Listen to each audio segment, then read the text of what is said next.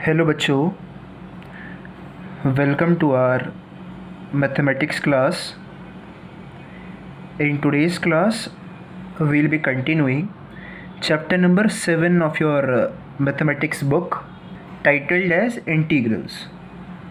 So बच्चों, now we are nearly at the end of this chapter integrals और आपने एक अच्छा खासा सेक्शन सीख लिया है इसके अंदर.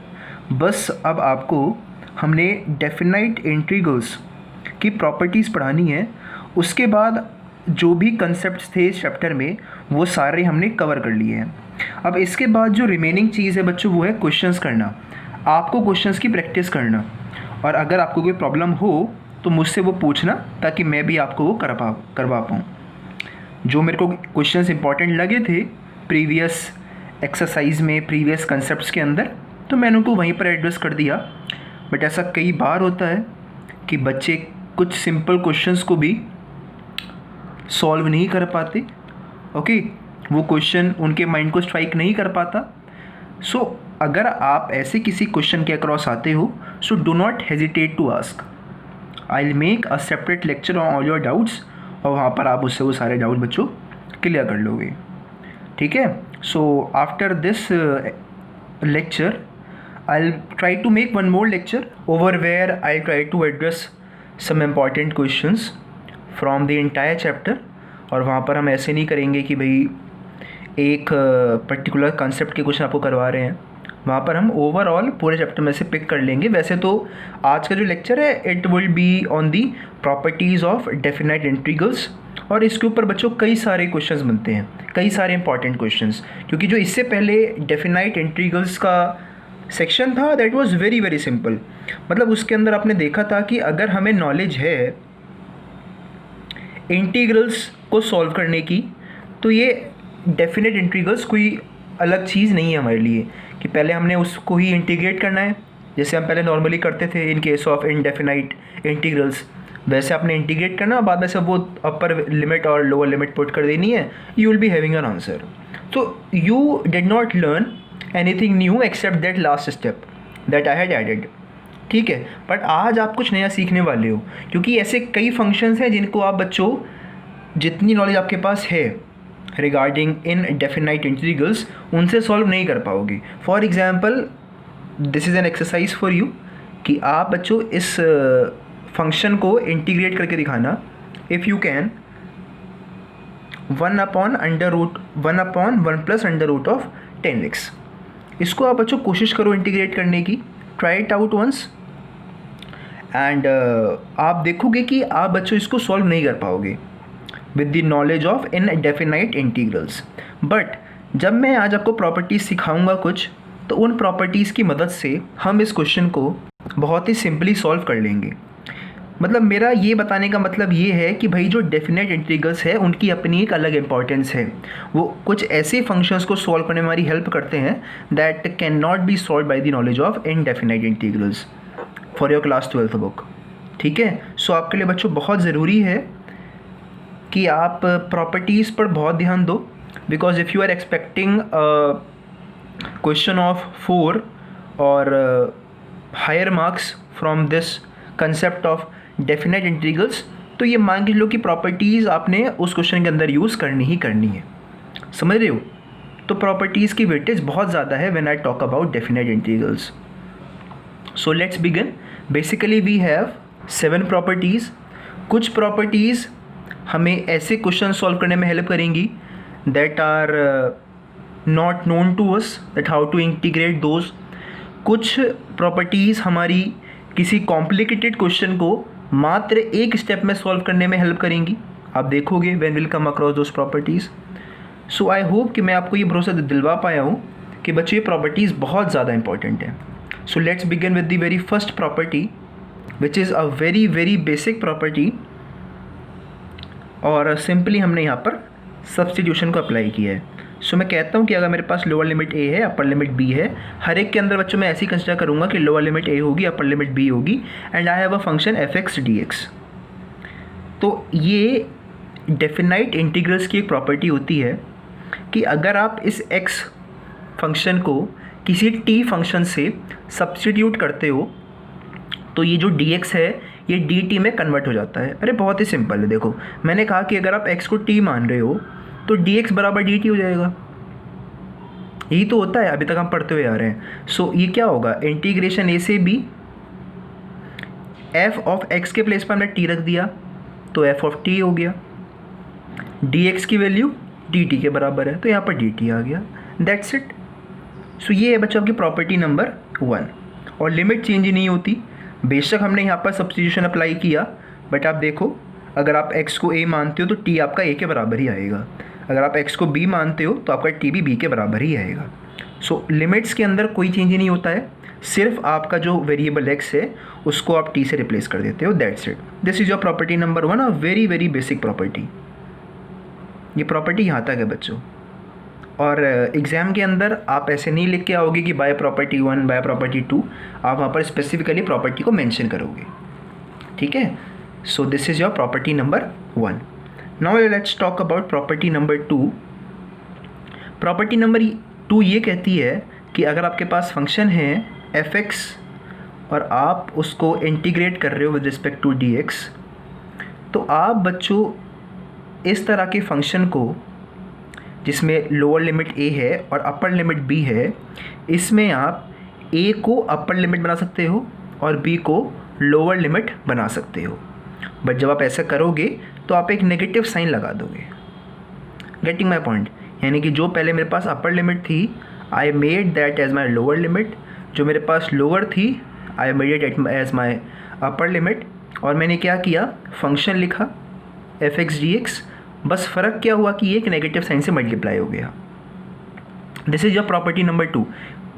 Means if you are interchanging limits then your integration remains the same, but simply it's gets multiplied by a minus sign, and it's very obvious. अगर आप थोड़ा सा लॉजिक लगाओ तो आप इसको खुद भी सोच सकते हो कि ऐसा क्यों आई प्रॉपर्टी नंबर 2।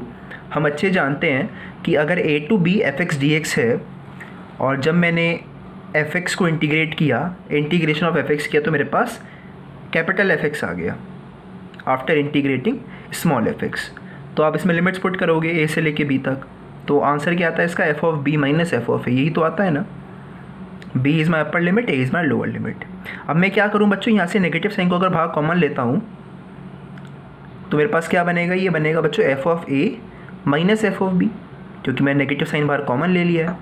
सो अब ध्यान से देखो, इसका मतलब क्या है कि a मेरी अपर लिमिट है, b मेरी लोअर लिमिट है, और मैंने किसी फंक्शन को इंटीग्रेट किया था f(x) को, तब मेरे पास ये आया था। बस फ़र्क क्या हुआ कि हमने उसको नेगेटिव साइन से मल्टीप्लाई कर दिया है।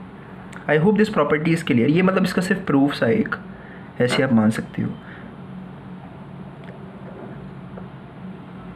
ठीक है। प्रॉपर्टी सिर्फ वो ऊपर है कि अगर आप लिमिट्स को इंटरचेंज कर रहे हो so your overall function get multiplied by negative sign, वो आपने यहाँ पर देख लिया है।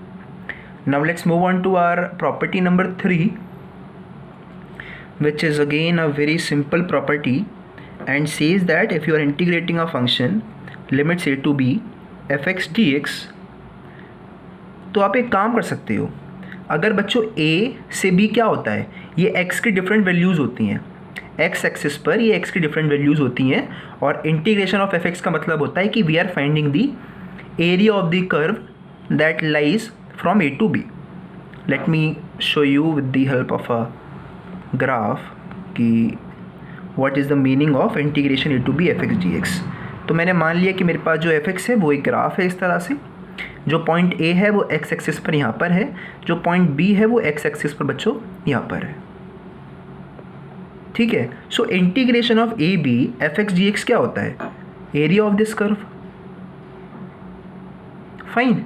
अब मैं क्या कहता हूँ, अगर मेरे पास एक पॉइंट c है जो कि a और b के कहीं पर भी है, इन दोनों के बीच में है, it can be anywhere, close to b, close to a और एट द सेंटर, तो हम क्या कर सकते हैं बच्चों, इस एरिया को लिख सकते हैं एज, इस area below this function can be written as the area of this function from a to c। पहले इतने का एरिया निकाल लेते हैं और फिर बाकी का एरिया निकाल लेते हैं कि area from c to b, यानी कि मैं एक लिमिट को a से b की लिमिट को a से c तक और फिर c से b तक मैं ब्रेक कर सकता हूँ कि पहले मैं इतने पार्ट के एरिया निकालूँ, फिर मैं इतने पार्ट के एरिया निकालूँ और दोनों को ऐड कर दूँ। सो मेरे पास यही बात आती है, पूरे का एरिया रहता है। सो ये बच्चों यहाँ पर इसकी प्रॉपर्टी है कि अगर आपके पास a से b fx dx है तो आप इसको लिख सकते हो a से c fx dx, यानी कि area of this curve from a to c plus area of the same curve fx dx from c to b provided c lies between a and b। ठीक है, a और b कोई भी number है, आप 2 और 5 मान लो, मैंने c को 3 मान लिया। फिर तो हम कह रहे हैं कि अगर हमें किसी भी फंक्शन की लिमिट निकालनी है और we need to integrate a function from 2 to 5, तो मैं उस फंक्शन को लिख सकता हूँ 2 to 3 प्लस 3 to 5, क्योंकि ग्राफिकली आप समझो तो बात तो वही आ रही है कि हमने एरिया सेपरेट कर दिया फिर उनको ऐड कर दिया, so it means the overall area from a to b। और इसका बेसिकली जो यूज़ होता है बच्चों वो मॉड फंक्शंस के अंदर होता है, क्योंकि मॉड फंक्शंस को जब हम फंक्शंस के अंदर ब्रेक करते हैं, जैसे कि मॉड x को हम लिखते हैं -x for x less than 0 and +x for x more than 0, तो हम मॉड x को दो फंक्शंस में ब्रेक करते हैं ना, अलग अलग फंक्शंस में, और उनको अलग अलग वैल्यूज़ पर डिफाइन करते हैं, तो वो किसी एक प्रॉपर डोमेन पर डिफाइंड नहीं होते। सो वहाँ पर हमारी ये काम आएगा कि भाई कुछ फंक्शंस हो सकता है कि एक पर्टिकुलर लिमिट तक डिफाइंड हो, कि a से c तक ये एक अलग फंक्शन के फॉर्म में आ रहा हो, c से b तक ये अलग फंक्शन की फॉर्म में आ रहा हो, तो ऐसे टाइम पर हम यूज़ करते हैं इस वाली प्रॉपर्टी को। वैसे तो इन प्रॉपर्टीज़ का जो असली रियलाइजेशन है वो क्वेश्चन करते समय ही आपको समझ में आता है, the importance of these properties, क्योंकि अभी आपको बहुत ही मतलब ये लग रहा होगा कि it's how is it helping us, the main motive is कि प्रॉपर्टीज़ हमारी कैसे हेल्प कर रही हैं, so that you will see in different questions. अब बच्चों let's talk about the property number 4। Property number 4 is highly useful for us. इसके अंदर भी हम वही सेम चीज़ कहते हैं कि we are integrating a function f x from a to b। तो आप बच्चों इस फंक्शन के अंदर एफ एक्स के अंदर x के प्लेस पर एक मॉडिफिकेशन कर सकते हो। वो मॉडिफिकेशन क्या है कि आप बच्चों x के प्लेस पर लिख सकते हो a plus b minus x, यानी कि आप इस फंक्शन को ऐसे भी लिख सकते हो a से b f of a plus b minus x dx। मतलब अगर मैं कहूँ कि इस फंक्शन की वैल्यू 5 आ रही है, जब आपने इसको कोई भी फंक्शन हो मेरा मतलब नहीं है, मैंने इसको सॉल्व किया तो मेरे पास 5 आया, ठीक है, इक्वल टू 5 आया। वहीं पर अगर मैं इस फंक्शन को इस फॉर्म में सॉल्व करता हूँ तब भी मेरे पास आंसर 5 ही आना है। गेटिंग माई पॉइंट, यानी कि इस फंक्शन में और इस फंक्शन में कोई फ़र्क नहीं है, they are exactly the same thing. यानी कि अगर आपसे कोई फंक्शन इस फॉर्म में सॉल्व नहीं हो रहा है तो आप बच्चों इस फॉर्म में उसको कन्वर्ट करके सॉल्व कर सकते हो। A very big example is the question that I had given you over here. इस क्वेश्चन को आप बच्चों ये टेक्निक लगाकर सॉल्व कर पाओगे। आई टीच यू लिमिट्स, जहाँ तक मेरे को याद आ रही हैं कि शायद π/6 से लेकर के π/3 तक होती है, हाँ तभी π/2 बनता है या। सो वहाँ पर क्या है बच्चों, लिमिट्स क्या है, π/6 से π/3 तक है, इंटीग्रेशन ऑफ 1/√1 प्लस √10x। बाकी जब हम क्वेश्चन आपको करवाएंगे तो वहाँ पर दिखा देंगे। सो it's a highly important property. इसके अंदर हमने क्या किया, लिमिट्स को ऐड किया, सब्ट्रैक्ट किया x से। सो इस फंक्शन में और इस फंक्शन में कोई भी फ़र्क नहीं है। So I hope that this property is also clear to you. अब बच्चों प्रॉपर्टी नंबर 4 का ही एक और स्पेशल केस होता है, तो मैं इसको कोई नई प्रॉपर्टी नहीं देता नाम, यानी कि आप चाहो तो इसको नंबर 5 दे सकते हो, but that won't be useful, क्योंकि वो कोई नई चीज़ है ही नहीं, वो सिर्फ इसी का एक स्पेशल केस है। वहाँ पर हमने क्या किया कि हमने बच्चों a को 0 मान लिया है, दैट्स इट। कि एक प्रॉपर्टी है जिसके अंदर वो कहता है कि भाई अगर a की वैल्यू 0 है और b की वैल्यू b के बराबर ही है और आप fx dx को इंटीग्रेट करते हो, तो बताओ इस वाले केस के हिसाब से आपके पास ये फंक्शन कैसे कन्वर्ट हो जाएगा। ये हो जाएगा भाई 0 से लेकर के b तक f ऑफ a तो 0 हो गया plus b as it is -x dx plus this. समझ रहे हो मेरी बात को, मतलब ये कोई नई प्रॉपर्टी तो बिल्कुल भी नहीं है, बस ये प्रॉपर्टी नंबर 4 का एक स्पेशल केस है जहाँ पर हमने a को 0 मान लिया है। तो लेट a बराबर 0, तो आप इस प्रॉपर्टी पर अराइव आ जाते हो, you arrive at this property, ठीक है। यानी कि अगर आपके पास कभी इस तरह की लिमिट हो तो आप बच्चों इस लिमिट को 0 को यहाँ पर पुट करोगे तो you will be having b - x।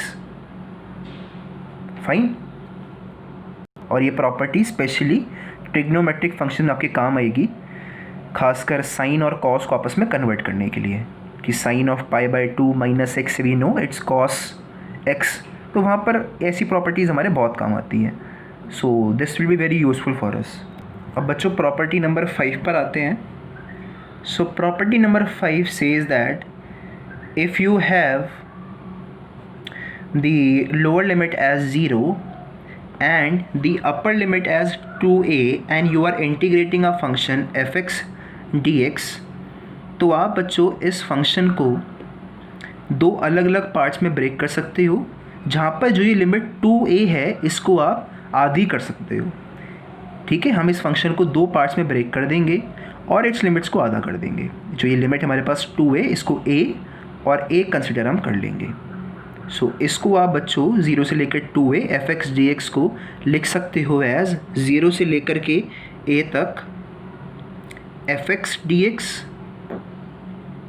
Plus 0 से लेकर के a तक, और ध्यान देना मैं क्या लिखूँगा, f of 2a minus x dx. So बच्चों this was property number 5. Now let's move on to property number 6.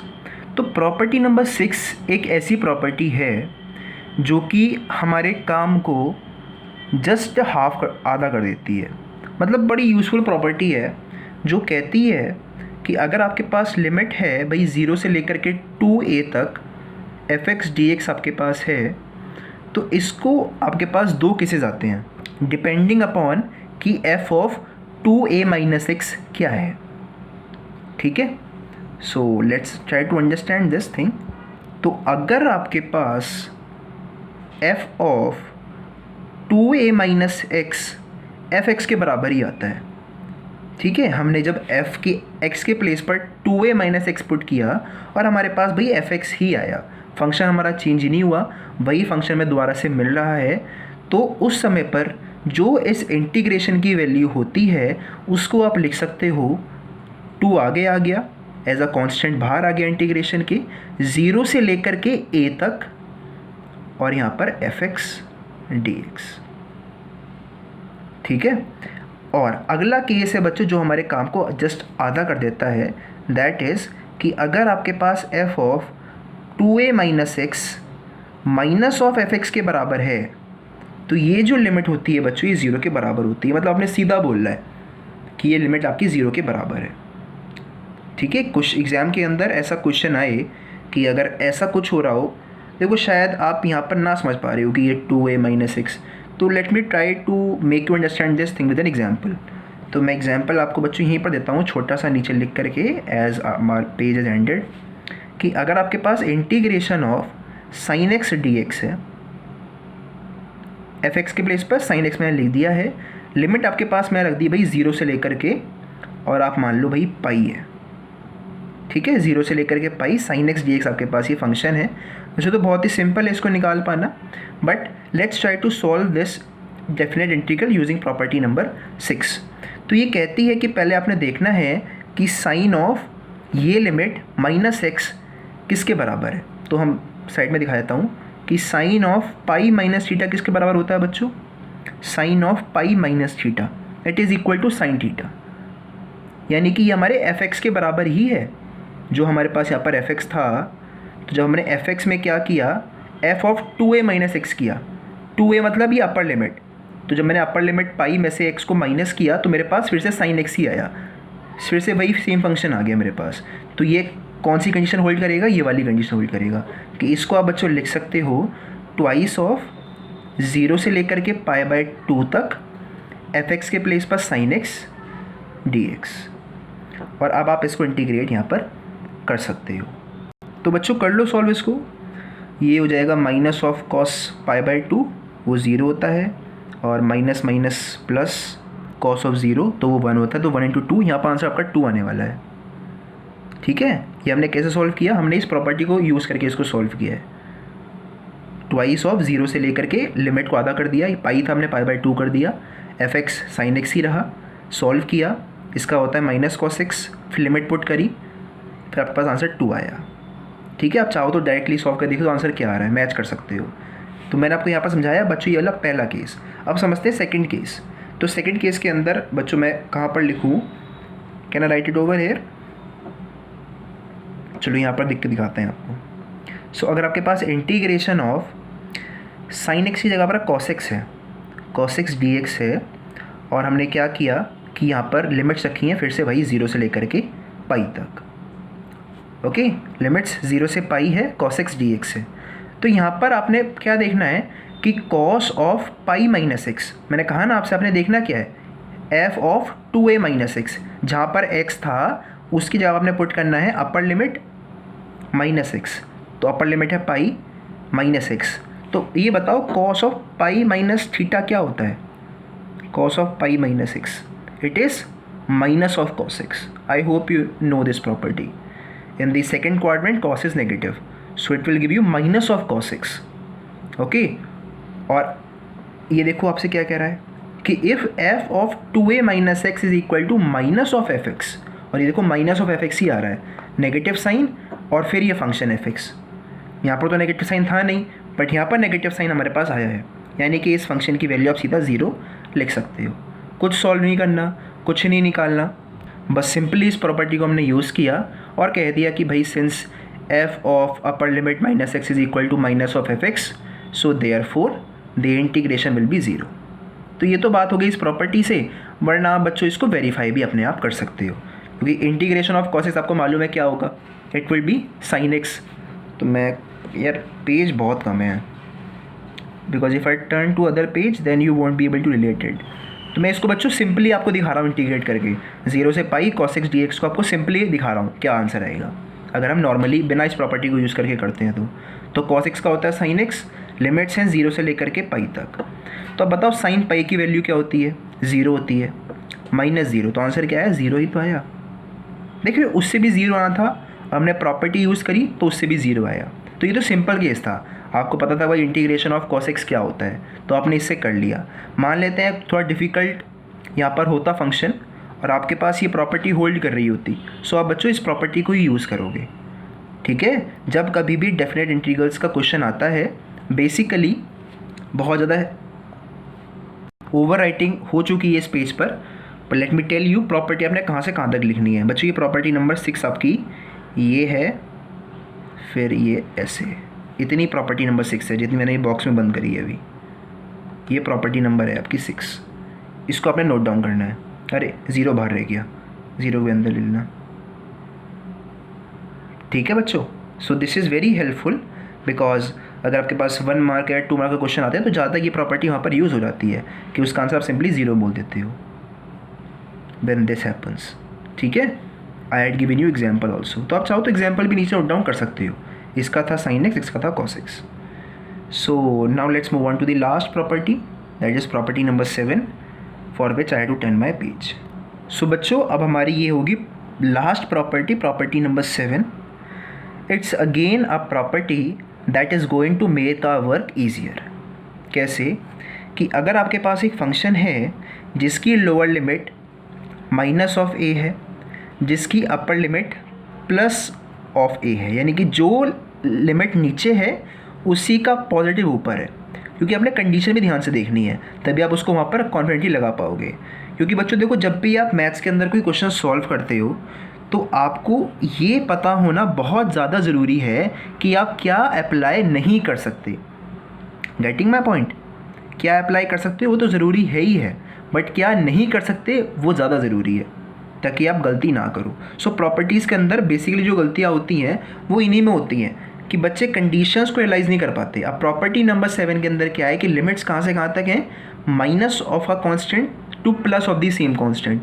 जबकि जो जो प्रॉपर्टी नंबर 6 थी उसकी कंडीशन देखो वो कहाँ से कहाँ तक है, वो 0 से स्टार्टिंग थी उसकी और 2a पर जा रही थी। So there is a difference between the two, और बच्चे यहाँ पर बहुत ज़्यादा कन्फ्यूज़ होते हैं। So it's a point to note down कि अपने कंडीशन पर बहुत ध्यान देना है हर एक प्रॉपर्टी की।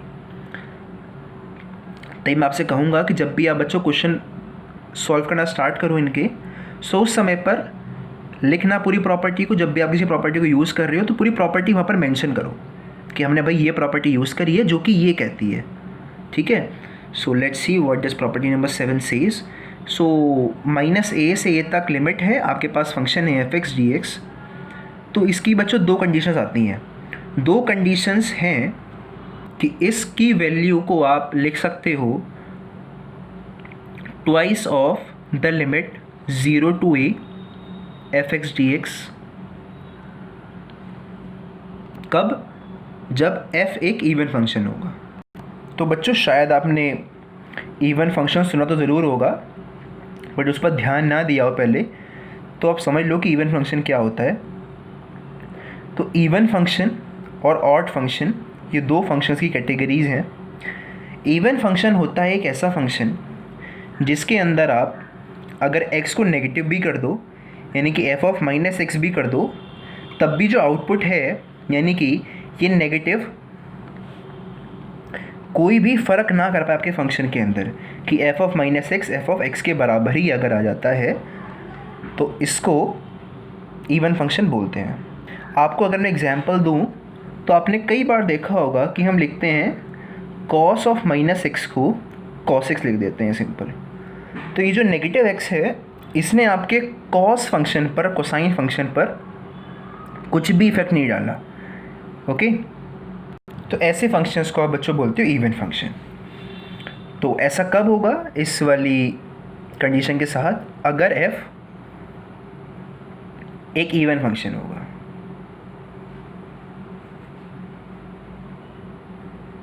इवन का मतलब होता है कि f(-x) f(x) के बराबर हो। ठीक है, तो ऐसा होगा। अब जो अगली कंडीशन है, इट इज़ वेरी यूज़फुल, कि इसी सेम कंडीशन का फंक्शन की लिमिट -a से a तक हो, f(x) dx हो, तो इसकी वैल्यू आप सिंपली 0 लिख देते हो। कब? When f is an odd function. तो अब शायद ऑड तो आप समझ गए होगे बच्चों, अपने आप रिलेट कर पाए होगे कि ऑड फंक्शन एक कैसा फंक्शन होगा। सो ऑड फंक्शन एक ऐसा फंक्शन होता है जिसमें माइनस को हमारा फंक्शन ये डाइजेस्ट नहीं कर पाता और आपके पास f(-x) -f(x) के बराबर आ जाता है। मैं लिख देता हूँ यहाँ पर कि f(-x) आपके पास -f(x) के बराबर आ जाता है, कि माइनस साइन आप बाहर लिख सकते हो कि माइनस को हमारा ये जो f है ये डाइजेस्ट नहीं कर पाया, बाहर निकाल दिया उसने, जबकि यहाँ पर वो उसको डाइजेस्ट कर लेता था। सो cos x अगर एक इवन फंक्शन है तो मैं चाहूँगा कि मेरे को एक एग्जांपल दो आप ऑड फंक्शन का। अपने आप सोचो, बहुत ही सिंपल फंक्शन है, आपने उसको कई बार यूज़ किया है और इस प्रॉपर्टी को भी कई बार यूज़ किया है क्लास 11 के अंदर इन चैप्टर्स ऑफ ट्रिग्नोमेट्री। सो बच्चों वो है sine. Sine is an example of an odd function. हमें सबको मालूम है कि भाई sine of -x minus of sine x के बराबर हम लिखते थे हर बार, कि जो साइन फंक्शन है वो इस नेगेटिव साइन को डाइजेस्ट नहीं कर पाता और उसको बाहर लिख के हमें दे देता है। तो बच्चों ये थी हमारी ये 7 प्रॉपर्टीज़ जिसको हम यूज़ करेंगे डेफिनेट इंटीग्रल्स को सॉल्व करने के लिए।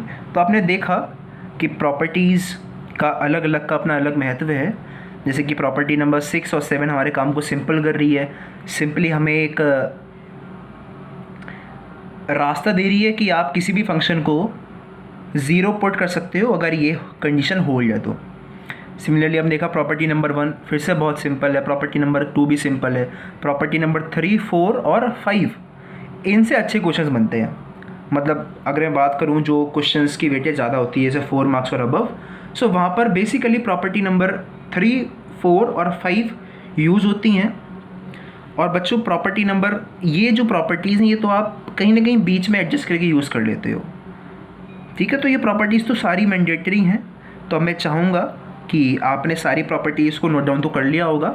सो अब आप सारी प्रॉपर्टीज़ को एक बार पढ़िए, उनको समझिए और अपने आप से ये पूछिए कि क्या आप ऐसे रिलेट कर पा रहे हो कि प्रॉपर्टी नंबर 6 ये वाली प्रॉपर्टी है। अपने माइंड के अंदर क्या ये सोच पा रहे हो कि प्रॉपर्टी नंबर 6 हाँ ये प्रॉपर्टी है, इसमें ऐसा हो सकता है। अगर हाँ तो बहुत ही अच्छी बात है, आपने यानी कि चीज़ों को ठीक से एक बार में समझ लिया है। अगर ना तो भी कोई दिक्कत नहीं है, आप आज पढ़ा है कल फिर पढ़ना, फिर 4 दिन बाद फिर पढ़ना, फिर ऐसे आप इसको कंटिन्यूसली रिवाइज करते रहना। तो आपको बच्चों ये एकदम माइंड के ऊपर आ जाएंगी ये प्रॉपर्टीज़ सारी, कि आप फंक्शन में इनको ढूंढ पाओगे कि हाँ हमने यहाँ पर ये लगानी है। और वो जब मैं आपको अगले लेक्चर के अंदर क्वेश्चंस करवाऊंगा तो वहाँ और ज़्यादा क्लियर हो जाएगी कि हमें इन प्रॉपर्टीज़ को क्वेश्चन के अंदर कैसे यूज़ करते हैं। आप खुद देखोगे कितनी इंपॉर्टेंस है इन प्रॉपर्टीज़ की।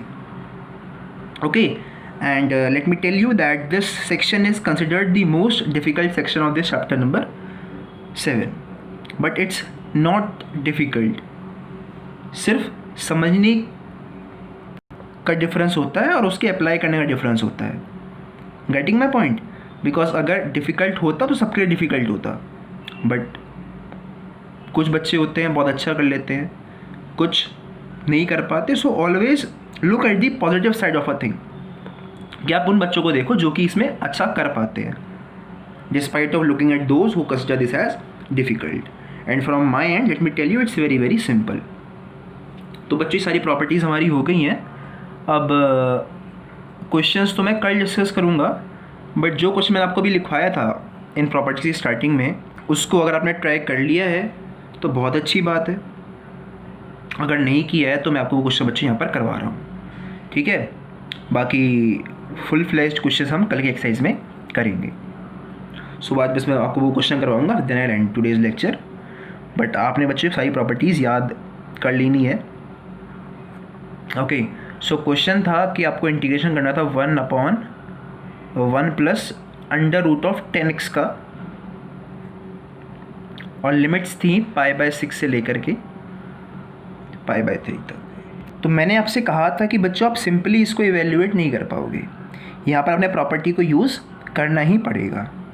तो सबसे पहली चीज़ आपने यहाँ पर करनी है वो ये है कि जब आपको देखिए ना कि लिमिट्स इस तरह से हो कि नीचे π/6 और ऊपर π/3 हो, और दोनों का सम जो है π/2 आ रहा हो, तो बहुत ज़्यादा चांसेस होते हैं कि यहाँ पर हमें साइन और कोसाइन यूज़ करके हमारा आंसर आ जाएगा।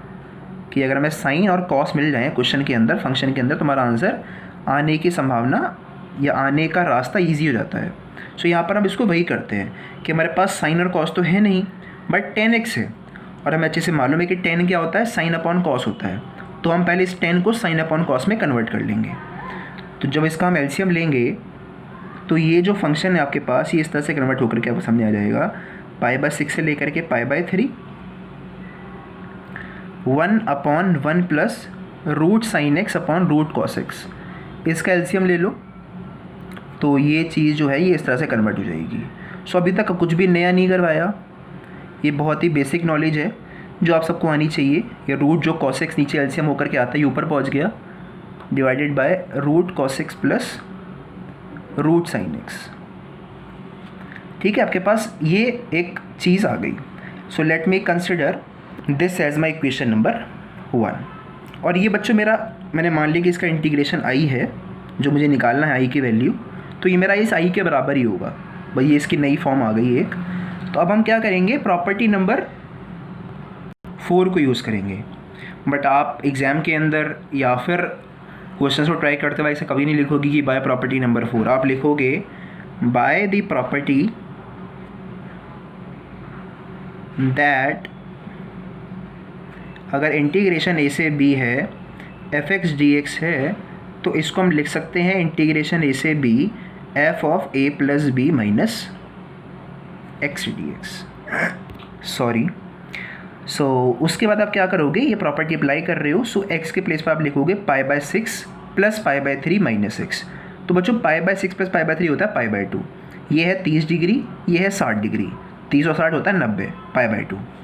ठीक है, so equation number 1 changes to कि हमारा जो i है, ये जो i है ये बन जाता है भाई आपके पास इंटीग्रेशन π/6 से लेकर के π/3 अंडर रूट ऑफ कॉस π/2। कैसे आया, π/6 प्लस π/3 π/2 माइनस एक्स अपॉन, ऐसे ही नीचे कर दोगे आप कि cos of π/2 minus x plus root sine π/2 minus x. I hope this is clear to you. अब बच्चों you are mostly done with this question कि आपका जो आई है ये किसके बराबर हो जाएगा, आपको मालूम है कॉस ऑफ π/2 माइनस थीटा क्या होता है बच्चों, इट इज़ साइन थीटा। सो ये बन जाएगा साइन, ये बन जाएगा साइन, और ये बन जाएगा आपका कॉस। सो ये जो पूरी इक्वेशन थी ये कन्वर्ट हो गई है इंटीग्रेशन π/6 से लेकर के π/3 रूट साइन एक्स अपॉन ये बन गया साइन एक्स प्लस ये बन गया कॉस एक्स। सो ये मैंने मतलब कि इक्वेशन नंबर 2 हो गई। अब हमें निकालना क्या है, हमें तो आई की वैल्यू निकालनी है। तो एक आई हमारे पास इसके बराबर है, एक आई हमारे पास इसके बराबर है। तो बच्चों अगर मैं आई प्लस आई कर दूं तो हो जाएगा 2i। So what I am doing is I am adding equation number 1 and 2। ऐसा मैं क्या सोच के कर रहा हूँ, मैं ये सोच के कर रहा हूँ कि मेरे पास एलसीएम दोनों में सेम है और ऊपर यहाँ पर cos x है, यहाँ पर ऊपर sin x है। तो जब मैं दोनों को ऐड करूँगा और एलसीएम लूँगा तो एलसीएम तो यही चीज़ आएगी, ओके। और ऊपर मेरे पास न्यूमरेटर में आएगा root cos x plus root sin x। तो ये आपस में एक दूसरे को कैंसिल कर देंगे, मेरे पास आएगा सिर्फ और सिर्फ 1 बच जाएगा। ये सोच के मैंने क्या किया कि adding equation number 1 and equation number 2। सो ये था हमारा i, ये था हमारा एक i। सो इधर के दोनों i को ऐड करें तो will be having 2i which is equal to integration of pi by 6 से पाई बाई 3 और यहाँ पर है आपके पास root cos x upon root cos x plus root sin x। और यहाँ पर है बच्चों आपके पास पाई बाई 6 से pi by 3 root sin x upon root sin x plus root cos x। तो प्लस तो फ़र्क नहीं करता, साइन आगे लिखो पहले लिखो, no difference at all. So हम क्या करेंगे, इस इंटीग्रेशन को दोनों के रिस्पेक्ट में सेम है तो बाहर ले लेंगे, इन दोनों का एलसीएम ले लेंगे। सो नीचे भी root cos x plus root sin x है, ऊपर भी क्या होगा root cos x plus root sin x। So both will cancel and give you 1। So let me write it properly. See 2i की वैल्यू हो गई इंटीग्रेशन पाई बाई 6 से लेकर के pi by 3 root cos x plus root sin x upon root cos x, ये नीचे वाला है denominator, plus root sin x dx। पूरा कट गया, आया सिर्फ और सिर्फ 1। तो अब तो कितना सिंपल सा हो गया, आप देख पा रहे हो कि 2i की वैल्यू आपके पास पाई बाई 6 से लेकर के pi by 3 integration of dx, जो क्या होता है बच्चों 1 होता है, जो कि x होता है, सॉरी 1 का इंटीग्रेशन x होता है। सो आप लिख दोगे कि 2i is equivalent to x from pi by 6 to pi by 3. Now just evaluate these limits. So what you'll be having is pi by 3 minus pi by 6, जो कि pi by 6 के बराबर ही होगा। भाई 60 माइनस 30 30 ही होता है, pi by 6 ही होता है। सो 2i की वैल्यू, ये बच्चों इम्प्लाई के साइन में और इक्वल टू के साइन में फ़र्क होता है, बट मेरा शायद हैंड राइटिंग में सेम आपको लग जाता हो, बट दिस इज़ इम्प्लाइज, ठीक है। आप 2 इक्वल टू यहाँ पर नहीं लगा सकते, वो सरासर गलत होगा। सो 2i की वैल्यू आपके पास हो गई बच्चों pi by 3 minus pi by 6, जो कि होगा पाई बाई 6। तो 2i is equal to pi by 6 which implies that i की वैल्यू क्या होगी pi by 12 and that's your answer. क्योंकि आपको निकालना क्या था क्वेश्चन के अंदर, i निकालना था और वही बच्चों आपने यहाँ पर निकाल भी दिया। So I hope that this entire question is clear to you. और बच्चों बहुत इंपॉर्टेंट और अच्छा क्वेश्चन है ये, it's a very very good question. तो अब चाहे इस क्वेश्चन के अंदर रूट cot x हो तब भी सेम मेथड रहेगा। सो ये आपके लिए होमवर्क क्वेश्चन है, इसके बाद लेक्चर के जिस बात आपने करना है सेम है, बिल्कुल exactly same, no difference at all. 1/1 plus root cot x, 30 से लेकर के 60 तक लिमिट है इसकी, और आपने इसको इवेल्यूएट करना है। So this is your homework question, बिल्कुल सेम है, no difference. So do it carefully, that's an homework question for you and it's a very very good question, mark it as important, क्योंकि इसके अंदर हमने बहुत सारे इंपॉर्टेंट स्टेप्स लिए हैं। खास करके हमने ये बात सीखी कि अगर ऐसा हो तो हम इन इक्वेशंस को ऐड भी कर सकते हैं। दैट आई कंसिडर कि आपने कुछ नया सीखा होगा इसके अंदर। सो बच्चों आज के लेक्चर में इतना ही। कल के लेक्चर में यानी कि अपकमिंग लेक्चर में आपको एड्रेस करवाएंगे questions on these properties, more questions on these properties, ताकि आपको ये प्रॉपर्टीज़ लगाने में कॉन्फिडेंस आ पाए और आप एग्ज़ाम में क्वेश्चंस को सॉल्व कर पाओ। So for today's lecture, that's all from my side. Thank you very much.